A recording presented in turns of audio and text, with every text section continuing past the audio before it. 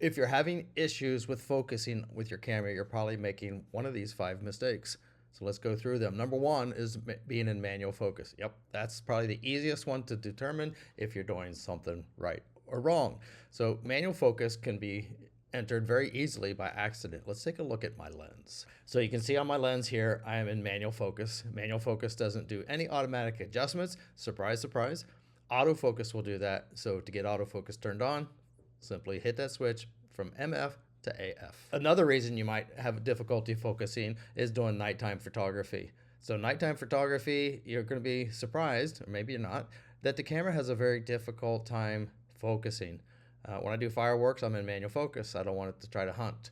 If I do nighttime photography, like on a ghost tour I went to in Charleston, South Carolina, I will be on manual focus so that I can mainly control the focus. But if you didn't understand that and you're trying to use autofocus, your camera lens will hunt back and forth trying to find a focus point. So in those cases, you're going to want to switch to manual focus. And that's why I put number one, manual focus, as a cause of problems, because once you discover the nighttime issue, you're probably going to set it to manual focus now that you know that.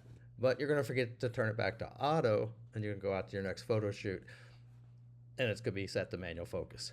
So if you're getting value out of this, make sure you hit the like and subscribe for me. I appreciate it. The third one is going to be shutter speed.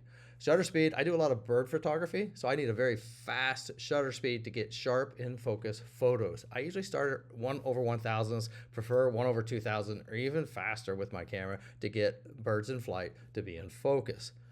On the flip side, if you're doing slow moving objects, say you're doing a portrait, you don't need the 1/1000 of a second. Probably 1/100, even 1/50 in some cases will be slow enough to get a nice, sharp, intact photo of your portraits. The fourth one follows up with shutter speed. If you're shooting in aperture priority and you do not understand how aperture works, you're probably going to have some variations on focus, where some scenes the entire scene is in focus and some scenes just a small portion is in focus.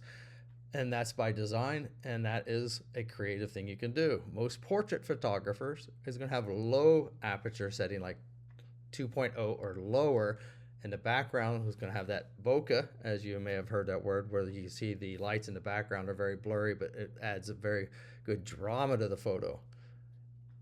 On the flip side, maybe you're doing landscape photography, and you're going to want a larger aperture like f8.0 or higher to get the landscape in focus from front to back. So let's cover the fifth item, which is probably the most difficult to explain and most difficult to understand. All cameras have two basic modes to focus. One is a continuous mode and the other one is a one-shot. Each camera brand has different names for it, but the continuous mode just means it's going to try to follow the subject and keep it in focus while it moves back and forth in the focus area. One shot means it's going to get in focus once, and that's the only focal point it's going to use. And you have to decide before you do the photo shoot which mode you want to be in. I'll put a video up here that has a way to get around that and not have to use the menu, and that's called back button focus. Of all the reasons for back button focus, that is the number one reason to understand that. So check out that video above. You'll get a couple naysayers. Even the video I have, one person says he does not like that, and that's okay. It's just a preference. It's not a big deal. But with back button focus, that back button takes all the focusing away from the shutter button, and I decide when I want the camera to start focusing. If I can hold it in and don't let go of it, it will be the continuous mode. If I want a one-point focus or a one-shot, I press the back button once, and that's it. So no opening of menus, it just becomes intuitive. I press the button, it's in focus. I hold it, it tracks. There are other focusing problems. I just gave you 5 basic ones, but there are other reasons your photos might be out of focus. This is just 5 reasons that you might want to look up. This is Doug Abbard, practicing photography, getting better one photo at a time.